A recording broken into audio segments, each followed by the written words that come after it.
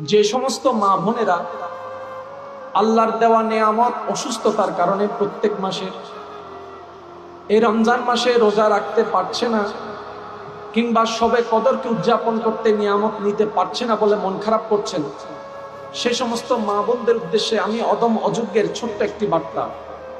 হে আমার মা এবং বোনেরা, আপনারা মন ছোট করবেন না, কারণ আপনি রহমানের বান্দি, রহিমের বান্দি। যেই অসুস্থতা না হলে আমরা কেউ দুনিয়াতে আসতাম না।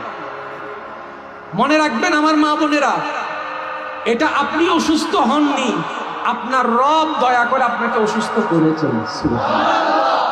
যে সমস্ত মা বোনেরা এই চিন্তায় মগ্ন, মন ব্যতীত, অসুস্থ শরীর নিয়ে লাইলাতুল কদর কিভাবে উদযাপন করবে, অসুস্থ শরীর নিয়ে রোজা